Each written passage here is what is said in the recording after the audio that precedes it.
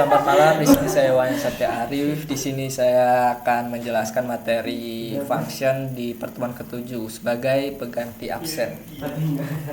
Function atau fungsi adalah blok kode yang hanya berjalan ketika dipanggil. Kita dapat meneruskan data yang dikenal sebagai parameter ke dalam suatu fungsi. Fungsi digunakan untuk melakukan tindakan tertentu dan itu penting untuk menggunakan kembali kode. Seperti tentukan kode sekali dan gunakan berkali-kali. Jadi kita bikin suatu fungsi dan bisa kita panggil berkali-kali.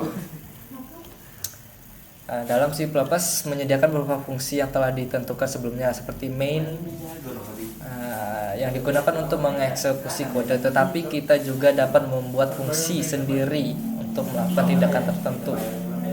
Untuk membuat atau mendeklarasikan suatu fungsi, tentunya nama fungsi tersebut diikuti dengan tanda kurung.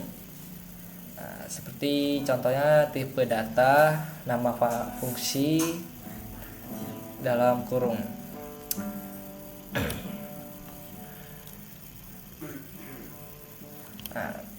Kita dapat membuat suatu fungsi dapat mengembalikan suatu nilai atau tidak.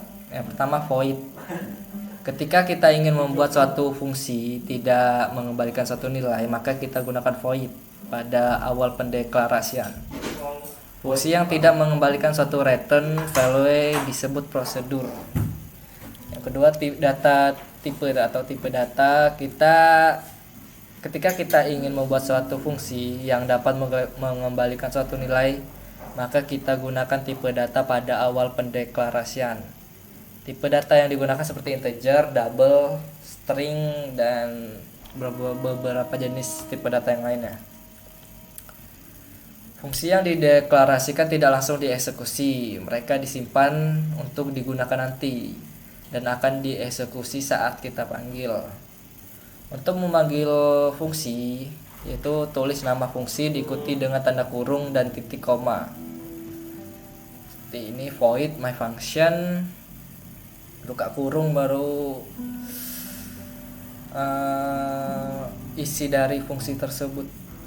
Dalam contoh berikut itu my function digunakan untuk mencetak teks tindakan saat dipanggil. Di sini ada keterangan suatu fungsi dapat dipanggil lebih dari satu kali. Informasi dapat diteruskan ke fungsi sebagai parameter. Parameter bertindak sebagai variabel di dalam fungsi.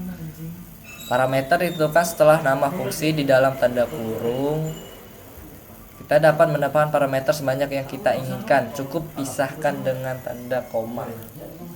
Seperti contohnya tipe data function dalam kurung parameter 1, parameter 2, parameter 3. Ketika parameter dilewatkan ke fungsi, maka parameter tersebut disebut argumen. Jadi dari contoh di samping, di sana ada tipe data vname adalah parameter, sedangkan Liam, Jenny, dan Anja adalah argumen. Kita juga dapat menggunakan nilai parameter default dengan menggunakan tanda sama dengan. Jika kita memanggil fungsi tanpa argumen, ia menggunakan nilai default yaitu Norwegia. Itu seperti ini, seperti yang fungsi void ini. Jika tidak menggunakan argumen, maka mereka menggunakan defaultnya itu Norway. Dalam sebuah fungsi kita dapat menambahkan banyak parameter sesuai dengan yang kita inginkan. Perhatikan bahwa saat kita bekerja dengan parameter, pemanggilan fungsi harus memiliki jumlah argumen yang sama dengan parameter yang ada, dan argumen harus diteruskan ke dalam urutan yang sama. Seperti ini.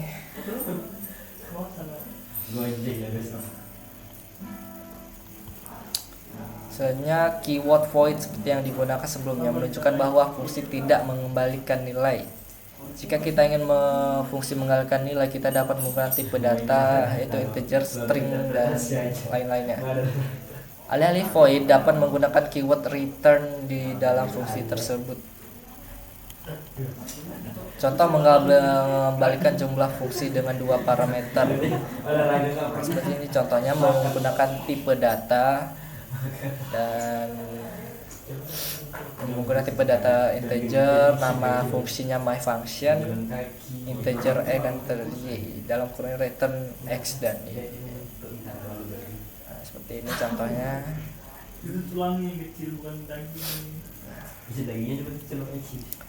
Soalnya kita juga dapat menyimpan hasilnya dalam variabel.